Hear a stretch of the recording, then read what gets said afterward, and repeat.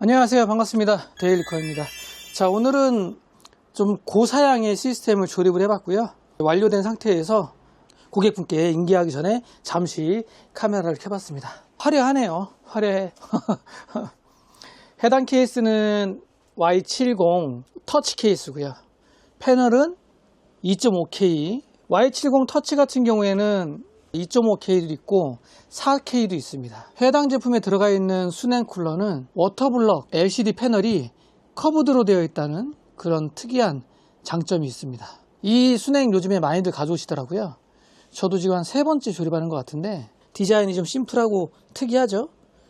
이게 꺾여 있다 보니까 측면에서도 그렇고 전면에서도 그렇고 디스플레이가 된다는, 좀 시원시원하게 보인다는 그런 장점이 있는 것 같아요.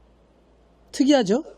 배너들이 뭐 여러 가지가 있습니다. 뭐 이런 것도 있고요. 요거 체크하면 요렇게 바뀌어요. 이쁘다. 이게 훨씬 이쁜데? 이거는 뭐야? 오, 레이저 쇼.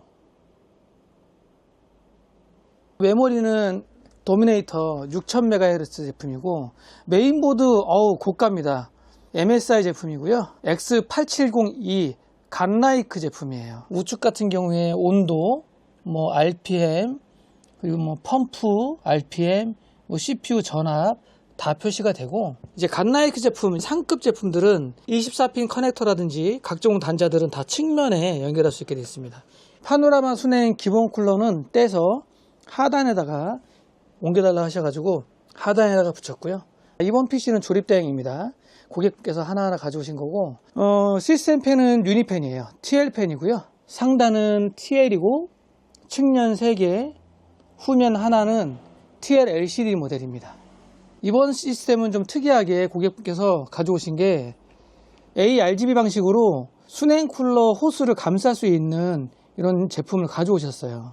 근데 이게 모르겠어요. 이게 조금 전체적인 상급 제품의 질을 조금 떨어뜨릴 수도 있다는, 조금 안 해도 되지 않을까 하는 그런 생각이 제 개인적으로는 조금 있습니다.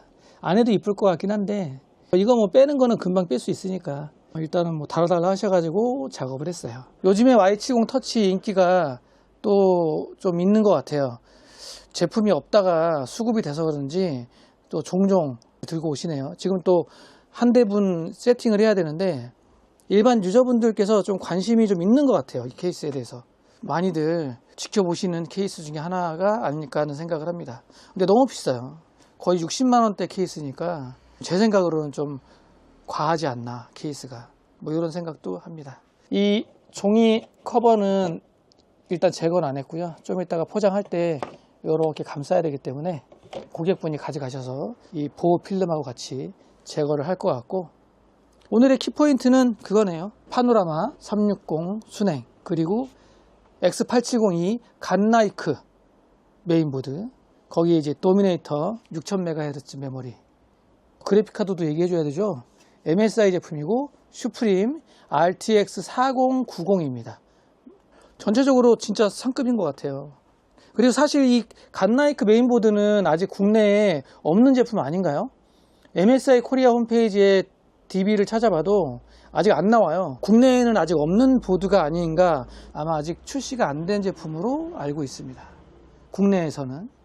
그리고 제가 작업을 하면서 약간 특이한 거, 이런 RGB 구성 시스템들 세팅하실 때 제가 예전에도 말씀드렸지만 USB 2.0 단자 몇 개를 사용하는지 확인하고 준비를 해야 됩니다.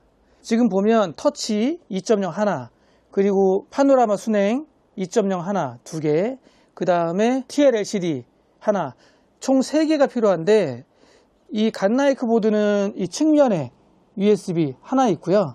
그리고 이지 커넥터 연결해 가지고 4핀으로 하나 더 사용할 수 있습니다. 제가 이제 여러 번 작업을 하다 보니까 TL LCD는 메인보드에 직결을 해야 되고요. 그리고 이 파노라마 얘도 메인보드에 직결하지 않으면 펌웨어 업데이트라든지 이런 게 잘 안 되더라고요. 지금 얘도 사실 메인보드에 단독으로 물려서 펌웨어 업데이트 작업을 한 다음에 그 다음에 이지 커넥터에 2.0 포트로 연결한 거거든요. 그리고 Y70 같은 경우에는 여기 보시면 보이실지 모르겠는데, 여기 보시면 요거 있죠. 요게 USB 3.0이거든요. USB 3.0을 USB 2.0으로 변환시켜주는 케이블이에요. 그 케이블을 이용을 해서 Y70 터치에 연결한 거거든요. 이런 식으로 약간 변형해서 가능합니다. 근데 이제 판도라마처럼 메인보드에 단독으로 물리지 않으면 또는 허브에 연결하면 정상적으로 펌웨어 업데이트나 이런 게 안 된다. 그런 장단점이 있기 때문에 이런 시스템 구성을 조립할 때는 USB 2.0 몇 개가 필요한지 이런 것들을 좀 확인하고 거기에 따라서 보드도 그렇고 조금 선택을 하셔야 될 것 같아요. 고객분 가져가셔서 잘 사용하시면 될 것 같고, 이번 시스템 조립하는데 조금 고생 좀 했어요. 조립은 사실 이렇게 어렵지 않은데 아까처럼 인식이 안 되거나 뭐 펌웨어 업데이트를 해야 되는데 업데이트가 계속 안 돼. 뭐 이런 경우 거의 한나절을 고생했거든요. 이렇게도 해보고 저렇게도 해보고 이렇게도 해보고 결국은 뭐 해결은 했지만 그런 게 좀 더 조립하는데 시간 소모가 더 많았던 것 같아요. 자, 오늘 조립된 영상 여기서 마무리하고 좀 이따가 고객분이 이제 찾으러 오실 거거든요. 잘 인계하고 전 다음에 또 다른 제품으로 찾아뵙도록 하겠습니다.